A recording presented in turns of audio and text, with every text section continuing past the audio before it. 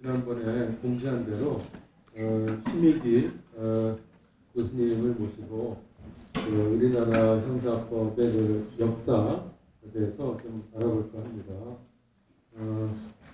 이제 발표해 주실 주제는 이제 케이스를 중심으로 해서 우리 그 조선 시대의 그 형사법을 살펴볼 예정입니다. 그 강의가 끝나고 내년 중간에 그 이제 질의응답 시간을 주실 예정입니다. 여러분들 잘 듣고 궁금한 게 있으면은 질문을 해주시고요. 네, 오늘 강의는 법과 사회질서 이제 공개 강의라서 우리 요 앞쪽에는 우리 그 대학원의 석박사 과정 대학원 선생님도 계시고 그렇게 아마 다른 분들도 와 있으실 것 같아요. 네, 참고해 주시고요. 오늘 그 강의를 해주실 심의기 교수님을 잠깐 소개를 드리면 법사학을 전공을 하셨습니다.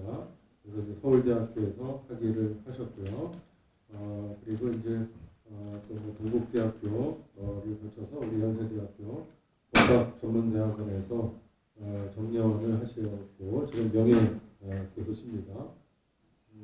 법사학회 법과 사회학회 회장도 하셨고 또 법사학회에서도 많은 역할을 하셨습니다. 네, 오늘 그 귀한 시간을 내셔서 강의를 해주실 우리 그 심의기 교수님을 큰 박수로 맞이해 주시기 바랍니다.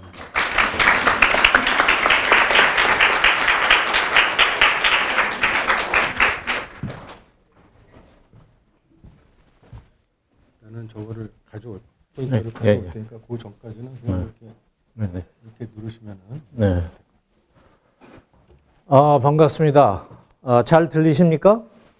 네.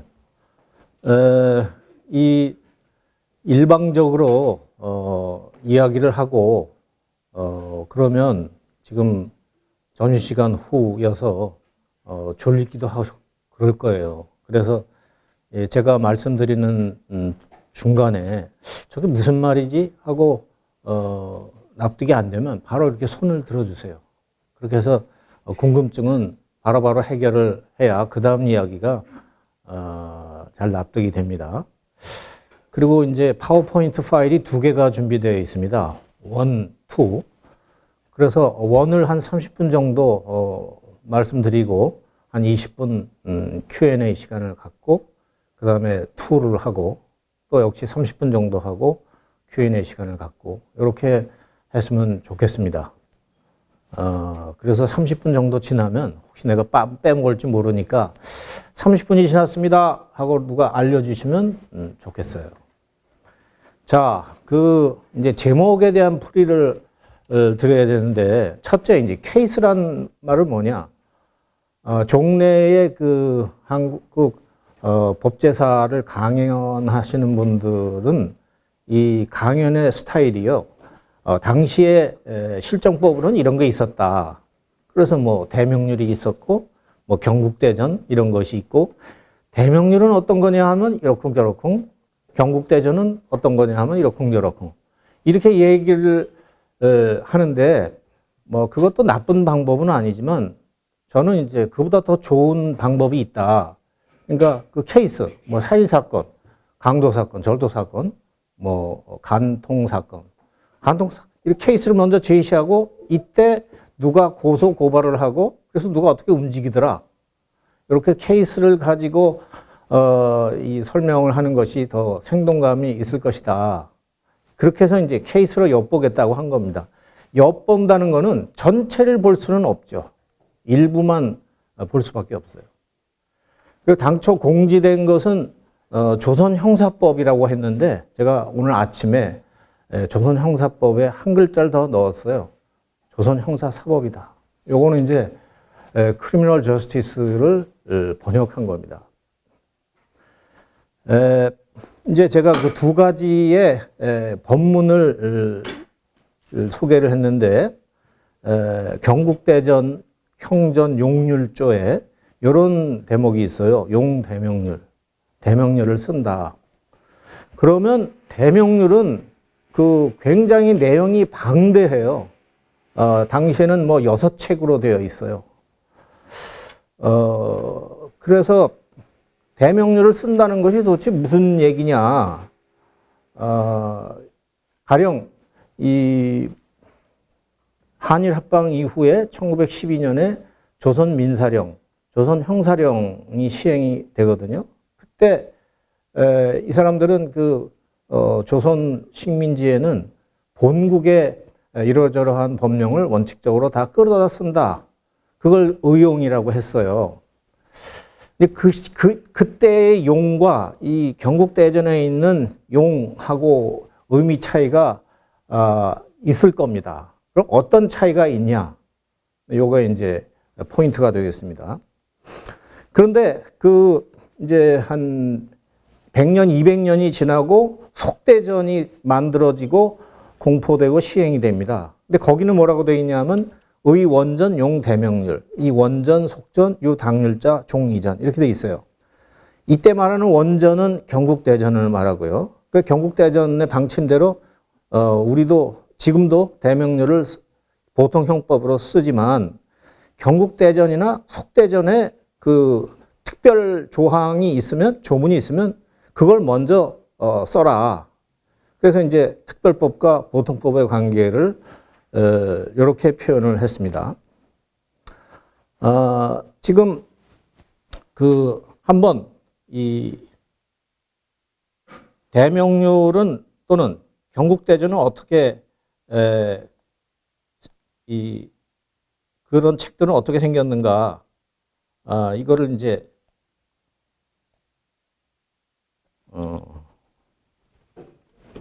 이게 지금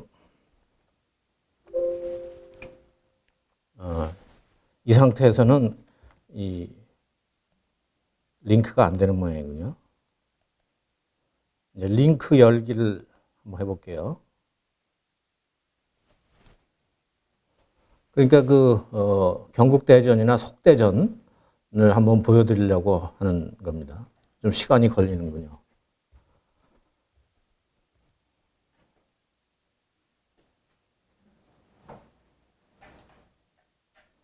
다행이네요. 안 나올 줄 알았는데. 자, 여기 이제 대전회통 건지오 5권의 형전에 거기 이제 하나의 섹션으로 용률이라는 섹션이 있고 여기 원이라는 경국대전의 용대명률이라고 되어 있고 속대전에 이렇게 추가가 된 겁니다. 그래서 이 책이 굉장히 두꺼워요. 그러니까 당시에 그 법을 적용하는 사람들은 한문 해독 능력이 아주 높아야 되겠죠. 그리고 한문으로 되어 있어요. 일반 민초들은 법이 뭔지도 잘 모르겠지요. 그리고 이것을 번역하지도 않았어요.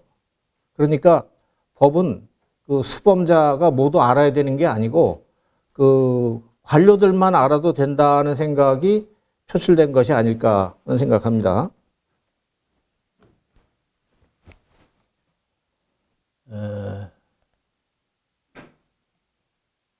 이거를 벗어나려면 어찌 해야 되는가?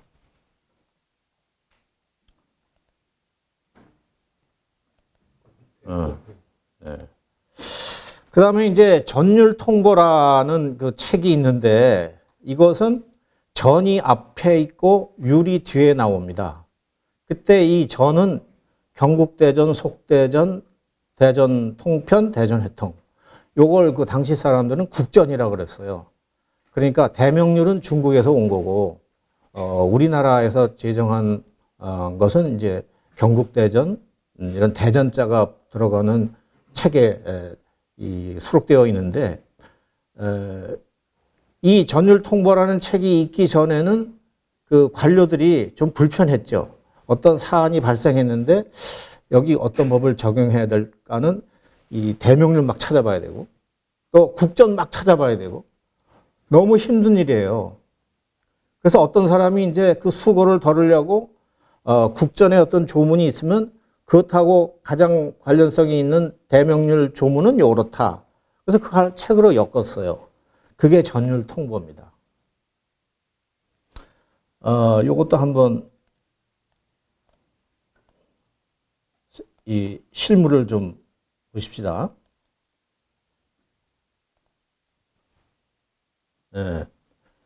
어떤 그 한국학 자료 센터가 있어요. 거기서 이제 이걸 전부 PDF로 올려서 이렇게 서비스를 하는데 굉장히 그 누군가 좋은 일을 한 거죠. 그래서 이제 1책, 2책, 3책, 4책, 5책이 있고 전율 통보가 그 형사 사법과 관련해서 원용될 때는 형전에서 주로 언급이 되겠죠.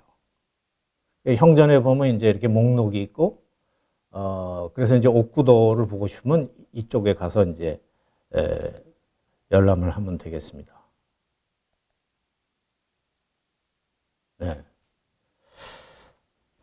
그러고,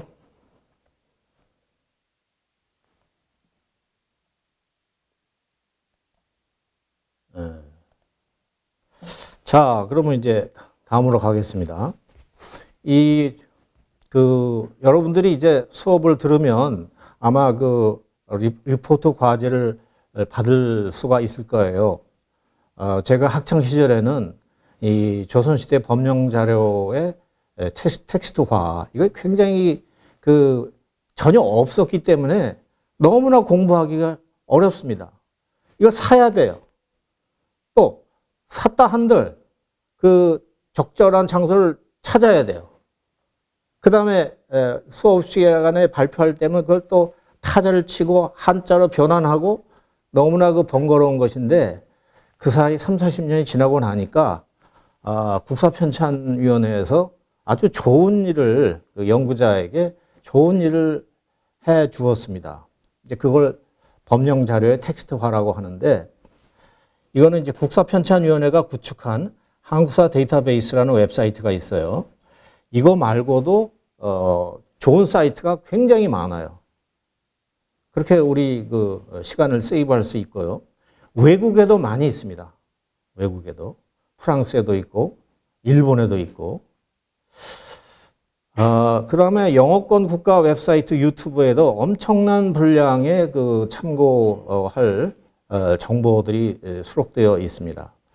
그래서 조선시대 법령 자료의 텍스트화의 그 웹사이트를 한번 구경해 보겠습니다.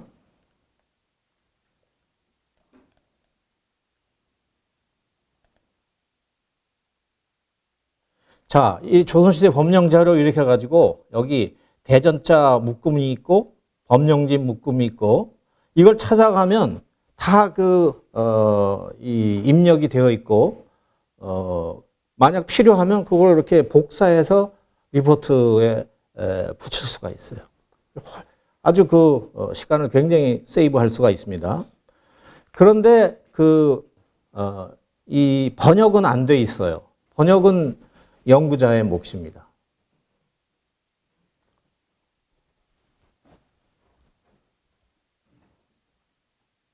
그래서 이렇게 좋은 웹사이트가 있다는 걸 알려드리고요.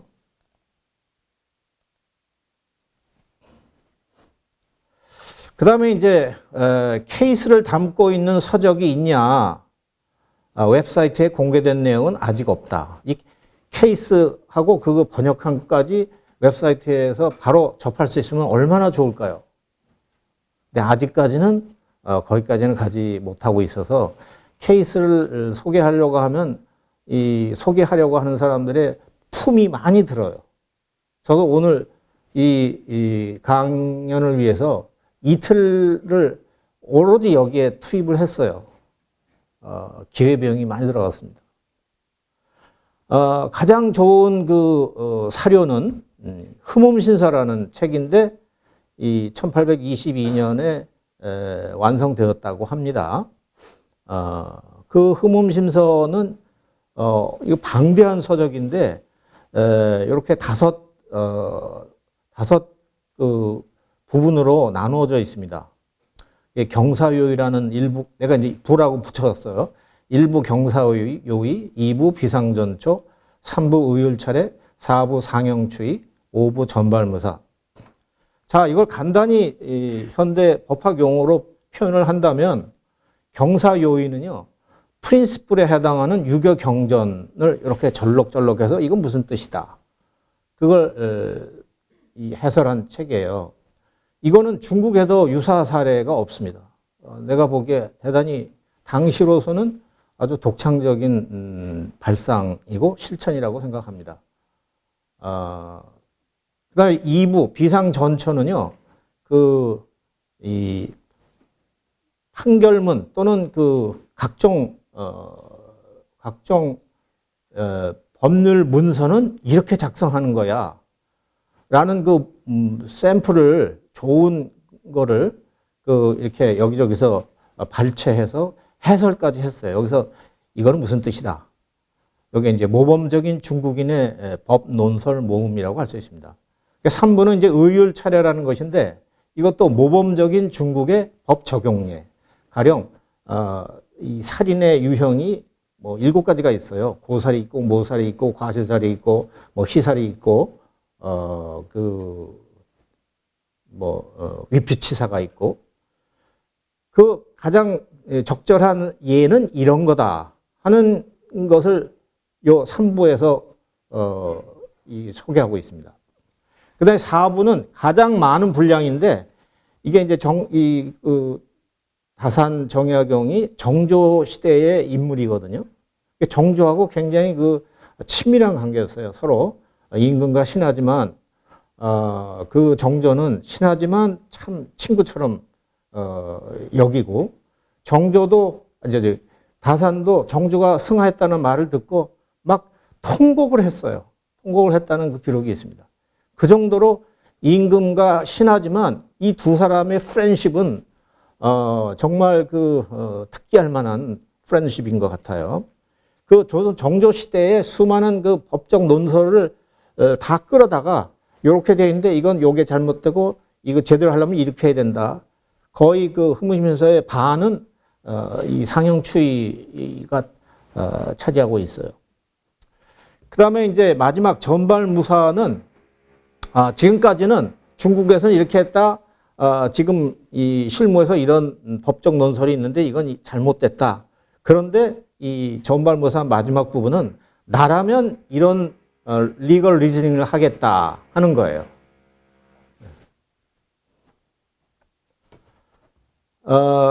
그런데 이제 흐문신서는 워낙 중요한 서적이다 보니까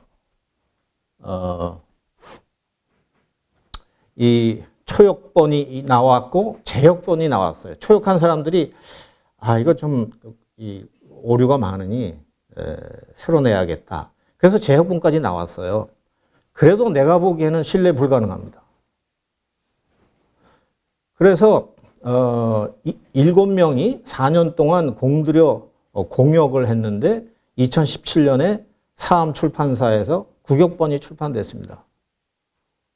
물론 내가 이제 좌정 역할을 했는데 이거는 정말 4년 동안 공들여 한 것이기 때문에 여러분이 신뢰해도 좋습니다. 그런데 이제 그 당시 대학원생이 있었는데 내가 이런 책을 하나 선물을 하니까 이 심승봉 군이 다산 학술상 시상한다는데 응모를 해서 다음과 같은 제목으로 수상을 했어요. 나로서는 참 보람 있는 일이었습니다. 자, 그 다음에 이제 이 경사요인은 제가 이제 프린시플에 해당하는 유교 경전의 풀이와 사례라고 했는데 이게 왜 필요할까? 이런 풀이가 왜 필요하냐? 이런 의문이 들 거예요. 그런데 이 웹사이트 검색을 하다 보니까 이 프로페서 노르만 호라는 중국계 미국인이 강연한 내용이 웹사이트에 떠 있는데 그 제목이 이렇습니다. 유교와 중국법, 과거와 현재. 거기서 뭐라 그러냐면 이제 빨간 부분이요. 결국 컨피셔니즘이라는 것은 공자와 맹자의 법적 사고, 법사상이다. 그런데 중국 법제사에서 가장 중요한 리걸 머티리얼이 있다면 당률이거든요. 당률. 엄청나게 그 두꺼운 책이에요. 근데 그 당률은 당률의 성격을 한마디로 말한다면 이 법의 유교화의 과정이 가장 높은 단계에 도달한 모습을 보여준다. 이겁니다. 약간의 그 주석을 덧붙이면 중국에 당률이 있고 그 다음에 송나라에는 송형통이 있고 명나라에는 명률이 있고 청나라에는 청률이 있어요. 그런데 하나같이 거기에는 컨퓨시어니즘이 담겨 있어요. 그런데 이런 그 대법전을 먼저 만든 사람들은 이른바 법가 사람들이에요. 법가, 리걸리스트. 그러니까 법가가 대법전을 만들어 놨는데 수천 년에 걸쳐서 유학자들에 의해서 거기에 자꾸 그 컨퓨시어니즘이 들어가서 당률 단계에 도달하면 정말 그 법가적인 법이 그 유가적인 법으로 환골탈태가 된다. 그런 내용을 강연하고 있어요. 그게 맞습니다. 그리고 이 사람은 이제 이 중국 역사를 통시적으로 보면서 중국 공산당이 득세하면서 비림 비공 그래가지고 유교가 아니 차단이 되죠. 억제가 되고. 그런데 등소평 이후에 조금씩 지금이 유교가 다시 부활하는 모습이 보인다. 그래서 그걸 가지고 이제 resilience라는 표현을 썼어요. 죽은 것 같지만 다시 살아 움직이고, 죽은 것 같지만 다시 살아 움직이고, 이제 그런 내용을 담고 있는데 좋은 이야기라고 생각합니다. 그래서 이거 잠시 링크.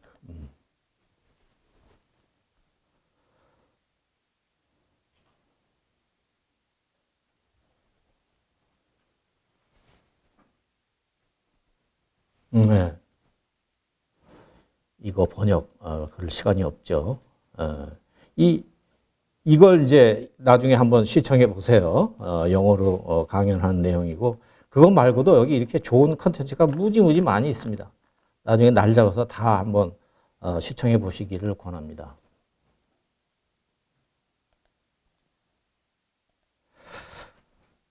자, 그 다음에 이제 자, 요게 있었군요. 이렇게 문제를 던져봤습니다. 조선시대의 율생, 검률이 왜 필요할까? 이 유교적인 발상은 입법에서뿐만 아니라 해석 적용에서도 수시로 작동하고요. 따라서 유교 국가에서 법률가로 성공하려면 또는 유교 사회의 그 리걸 머티리얼스를 잘 이해하려면 유교 경전의 이해가 선결 요건입니다. 그러면 어떤 사람들이 유교 경전에 정통하냐? 당시에 과거 시험 합격하려면 그 유교 경전을 달달 외워야 됩니다. 그런데 그럼에도 불구하고 율생, 검률, 이거 조선 시대에는 이 사람들을 잡가라고 해서 이제 시험을 쳐서 선발을 하는데, 이 율생, 검률 지원자들은 유교 경전 그렇게 통달 안 해도 돼요. 오로지 대명률, 경국대전, 이 국전, 이거를 달달 외워야 됩니다. 그래서 시험이 이제 시험관이 뒤에 있으면 앞을 보고 형전을 한번 외워보세요. 그럼 달달 외워야 돼요. 경국대전 형전을. 이제 그렇게 시험을 쳤는데, 당시에 재판은 어떻게 진행되느냐 하면 이 사실 확인, 유죄냐 무죄냐, 이거는 그 유교 경전에 통달한 관료들이 정해요. 관료와 군주가 토론을 통해서 야, 이거 처벌할 만해? 아니면 처벌하면 안 돼? 이걸 논의를 해요. 그래서 이거는 사실이 인정되고 유죄입니다. 이거 처벌해야 합니다. 그러면 그때 가서 그 검률에게 마땅한 조문을 찾으라. 그래서 이제 그 검률한테 조율하거라 이렇게 지시를 해요. 자, 이거 좀 이상한 그 순서거든요. 그래서 나보다 먼저 정년 퇴임한 최병조 교수님이라고 계세요. 이 로마법 전공자고 서양법제사를 가르친 분인데, 이런 그 조선의 그 법 적용을 보고 이분이 뭐라고 표현을 했느냐 하면, 조선의 법 적용은 그 유죄 무죄를 선치를 하더라. 그러니까 조문에 비춰봐서 이게 유죄라는 게 아니라 먼저 감으로, 인투이션으로 요건 유죄야 해놓고 그 다음에 가서 법률 보고 마땅한 조문 찾아봐 이렇게 한다는 겁니다. 2017년에 그 역사학자인 김백철 교수가 이런 책을 썼습니다. 법치국가 조선의 탄생. 내가 보기에는 난 동의할 수가 없어요.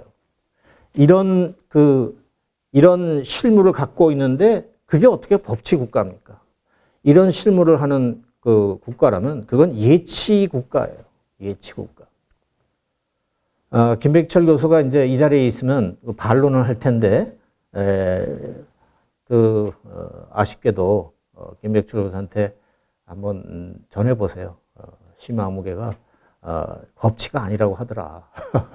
그래서 좀 이 디베이트가 이루어지도록 해주세요. 그 다음에 이제 현대 한국의 율사 개념도 아주 재미있는데요. 우리 국회의원들이 판사, 검사 출신의 국회의원이 있으면 그걸 우리 언론에서 율사라 그러거든요. 그거는 칭찬이 아닙니다. 뭔가 이 예치국가의 율생, 법률을 좀 이렇게 얕잡아보는 식의 이미지가 들어 있어요. 현대 한국 형법에 반영된 유교적 발상. 지금 이 조선시대 형사사법을 공부를 왜 하느냐. 단순히 팩트 파인딩의 차원도 있지만 오늘날의 한국인의 생활에 영향을 미치기 때문에 중요합니다. 그러면 어떤 것이 있느냐. 지금 우리 형법에 보면요. 250조 1항이 보통살인이고 250조 2항인가가 존속살인이에요. 그래서 존속살인은 법정형이 엄청나게 높습니다. 그런데 그런 발상은 사실 일본 형법에서 시작을 했는데 2022년부터 시행되는 일본 형법에는 우리식으로 말하면 존속살인 조문이 삭제가 됐어요. 이제 그 사람들의 발상에는 위헌이라는 거죠. 근거 없이 비합리적으로 차별을 한다. 내가 이렇게 문제를 던져봤습니다. 한국 형법전에서도 일본처럼 존속 상대 범죄에 대한 가중처벌 조문 굉장히 많아요. 존속 폭행. 이거를 전부 삭제하자라고 제안하면 어떤 반응이 나올까? 이런 제안 안 할 것 같아요. 제안하면 신문에서 난리가 날 겁니다.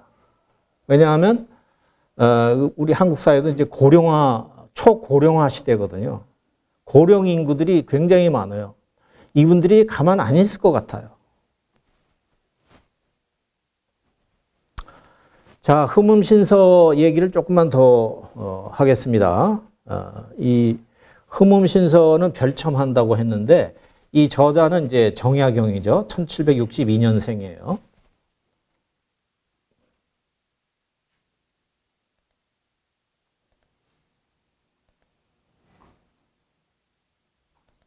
네.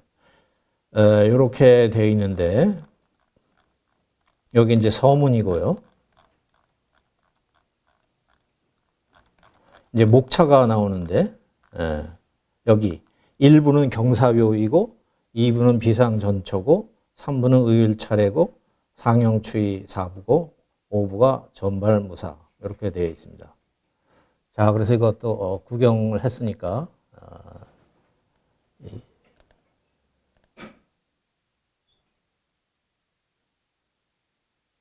네. 정약용은 이제 18세기 말에 태어나서 20세기 초반에 돌아가셨어요. 이거를 굳이 소개하는 이유는 이 오늘 생생한 케이스를 제공한 또 한 분의 학자가 있는데 그게 이제 서유구거든요. 서유구. 예. 서유구는 1764년 출생했어요. 그러니까 2년 차입니다. 거의 동시기의 사람이라고 할 수 있겠죠. 제1부 경사요의 특히 유교 경전 중에서 서경에서 이렇게 조금씩 절록 해설한 것이고 경사할 때 사는 역사서입니다. 중국 역사서와 조선 역사서에서의 선례를 이 선례를 끌어들여서 유죄다, 무죄다 이런 적용을 합니다. 자, 비상전처 요거는 이제 이 비상전처 의율 차례 이 부분은 번역이 굉장히 어려울 것 같습니다. 왜냐하면 전근대 중국 법단론에 익숙해야 되고 또 그걸 조선적 맥락에서 잘 매치시켜야 되고 현대 한국의 법사가들이 이 일을 할 수 있을까 굉장히 공부 열심히 하지 않으면 잘 안 될 겁니다. 그러니까 초역본과 제역본 이분들은 법학에 대한 깊은 지식도 없고 중국법에 대한 깊은 지식도 없이 그걸 번역을 했으니 그게 좋은 번역이 될 리가 없죠. 이제 전발무사 부분 엿보기는 이렇게 고도로 발전된 중국 문화권의 유학 수준을 잘 보여준다. 그러니까 중국에서는 당률에 대한 주석서, 명률에 대한 주석서, 청률에 대한 주석서 여러 가지가 이렇게 두껍게 굉장히 많이 나와 있어요. 그러니까 대단히 높은 수준의 유학 수준이죠. 그리고 배후에 있는 컨피셔니즘도 수시로 해설을 하고 그러면 근세 조선의 법제사를 한마디로 집약하면 어떤 말을 할 수 있느냐? 나는 이제 이 법가들이 만든 법을 컨피셔나이제이션이라고 표현했잖아요. 그것과 유사하게 조선의 법제사를 한마디로 집약하면 중국법의 조선화다 이렇게 말할 수 있다고 생각합니다. 그리고 근세 조선의 최고의 유학 수준을 보여주는 저술이 흠음신서라고 저는 생각하고요. 다만 이제 애석한 점은 다산 정약용 혼자 우뚝 선 상태예요. 딱 하나예요. 나는 그거 애석하다고 생각합니다. 자, 벌써 37분이 지나갔는데 약속한 대로 여기서 이제 중단하고 Q&A 시간을 갖기로 하겠습니다. 누구든지 궁금한 점이 있으면 또 추가 설명이 필요하면 손을 들어주세요.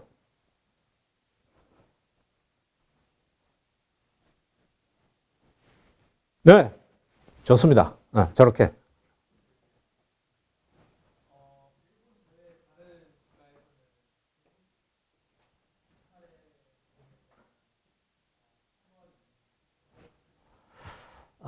가만히 있어요. 저기 지금 마이크를 가지고 갑니다. 마이크에 대고 좀, 큰 소리로 질문 주시면 좋겠어요.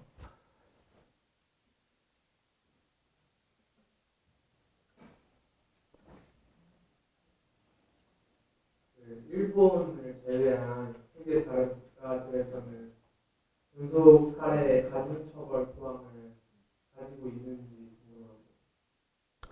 궁금합니다. 지금 세계에 뭐 200개가 넘는 나라가 있는데 내가 다른 나라에는 이 사례가 없다고 하는 것은 비교적 이 선진국이라고 지칭되고 있는 이 영미와 영국과 미국, 호주 이런 나라들하고 유럽 국가, 독일, 프랑스, 네덜란드 이런 나라의 법전에는 적어도 이 형법 조문에 존속에 대한 범죄를 가중 처벌하는 구속 요건이 없습니다. 그런데 왜 일본에는 그게 있었냐? 몇몇 일본 학자들은 이렇게 말을 해요. 우리 일본 법제사에서는 중국법의 영향이 없다. 그런데 그건 사실이 아니라고 생각합니다. 중국법에 영향이 있기 때문에 그 사람들도 그 최초의 형법에는 존속 폭행을, 존속 살인, 존속에 대한 범죄를 가중 처벌하는 점이 여러 군데 있었어요. 근데 왜 그렇게 됐을까를 생각해 보면요. 그 당률 있잖아요. 당률. 당률을 그 일본 고대에 그 끌어다 썼어요. 그 당률을 썼던 그 경험이 지금까지 희미하게 이제 남아 있는데 그게 이제 일본 근대 형법에도 반영이 되었다가 작년부터 시행되는 새 형법에서는 그게 이제 삭제가 된 거죠. 자, 그래서 그 답은 없는 것으로 안다 이겁니다. 또요. 네. 조선시대 유무죄 판단에 있어서 유무죄를 먼저 선치한다고 설명을 들었는데요. 맞습니다. 네. 네, 그렇게 된다면은 이제 유무죄를 이제 관료나 군주가 결정함에 있어서 네. 공정성을 담보하기 위한 수단, 예를 들어서 군주나 이제 관료가 유무죄를 결정할 때 사망 케이스를 검토하다던가 아니면 실정법을 고려한다던가 하는 그런 공정성의 담보 수단이 있었는지. 그게 전혀 없다고 말할 수는 없겠지만 대단히 미약했다고 생각합니다. 대단히 미약했다. 고로 이 유죄 무죄를 판정하는 사람들의 나는 그걸 변덕이라고 말합니다. 변덕, 커프리스. 그러니까 똑같은 사안을 태종은 그 문제 없어. 그런 걸 세종은 야 이거 문제 있다. 이거 처벌해야 돼. 이럴 가능성이 있고 따라서 유죄 무죄를 선취하는 법제를 가지고 있거나 그런 문화가 강한 곳은 죄용 법정주의의 입장에서 문제가 있습니다. 나는 그걸 그 좋은 법제라고 생각할 수가 없어요. 이른바 예측 가능성이 없는 거죠. 그러면 추가적으로 하나 더. 네. 그렇게 된다면 이제 과거의 선례를 뒤집게 되는 이제 판단을 하게 된다면 그거에 대해서 반대 의견을 제출하는 관료들이나 그런 사람들에 대해서는 어떤 식으로 이제 토론이 진행되는 사례들이 있을지 이 짤막하게만 답을 할게요. 이 다산 정약용에 또 하나 중요한 저술이 있죠. 목민심서. 자, 목민이라는 거. 이 백성을 다스리는 것을 civil servant라고 생각하는 게 아니에요. 백성에 대한 봉사자라고 생각을 안 하고 백성은 무지하니까 내가 선정을 베풀어야 되는데 선정을 베풀어야 한다는 생각이 목민으로 표시된 겁니다. 마치 양을 치듯이. 근데 거기 뭐라고 되어 있냐면 법자 군명이라고 되어 있어요. 법은 임금의 명령이다. 그러니까 무슨 이럴까 저럴까 이슈가 생기면 관료들이 막 토론을 해요. 근데 어느 순간 군주가 야 이거야. 그럼 그쪽으로 가는 거예요. 그리고 법은 군주의 명령이기 때문에 군주가 일단 우리는 이게 맞아. 그러면 거기에 이의 제기를 못 하죠. 이의 제기를 하면 처음에는 그 견책을 받지만 한두 번 아니라고 그랬는데 자꾸 딴소리 하잖아요. 그러면 이제 무슨 화가 미칠지 모르는 거죠. 이른바 불충이 되는 거예요. 불충. 굉장히 권위주의적인 문화죠. 자, 또 이렇게 여러분들이 좋은 질의를 하니까 아주 재밌네요. 또 한 사람만 더 받아볼까요?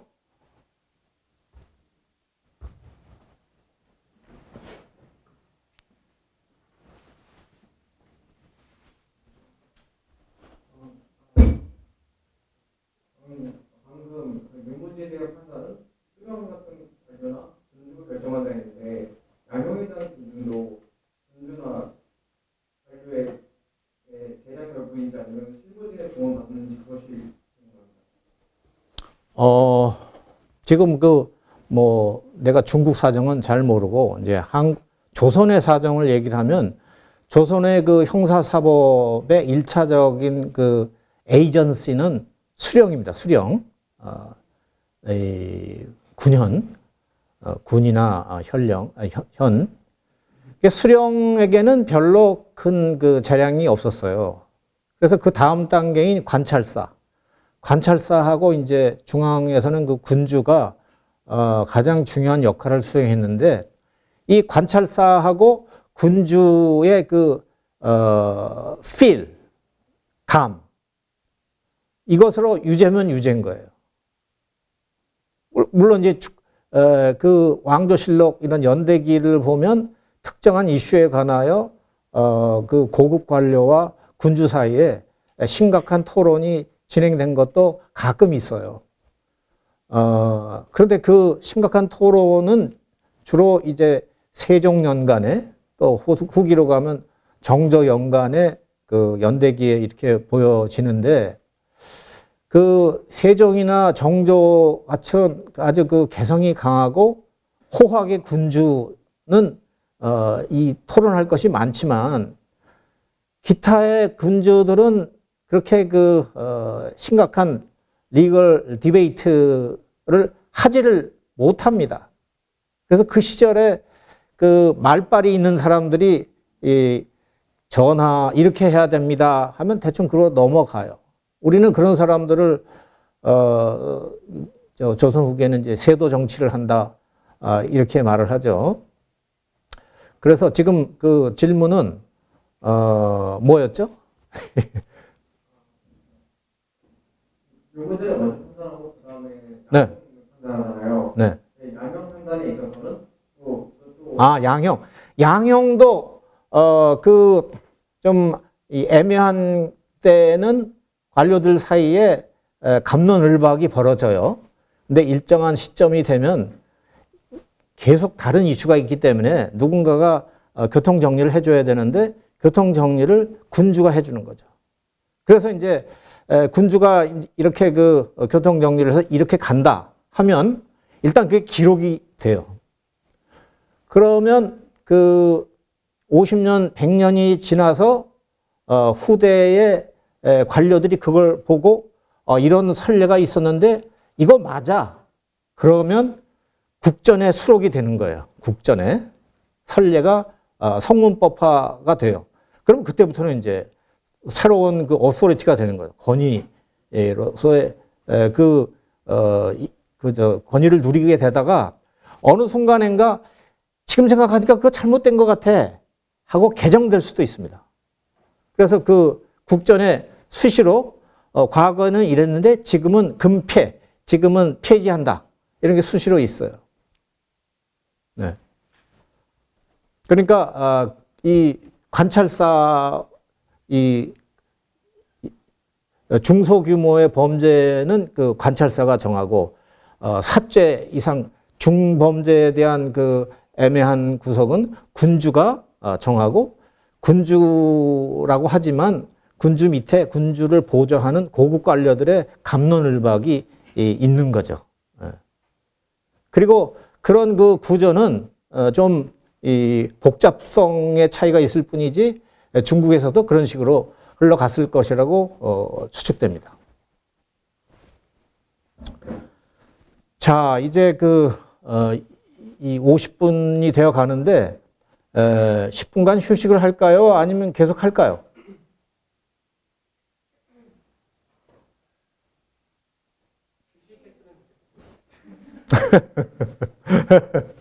자, 그러면 지금 1시 48분인데 2시까지 휴식하시고 2시 한 1분 전에 다시 입실해 주시기 바랍니다. 자, 휴식 시간을 갖겠습니다.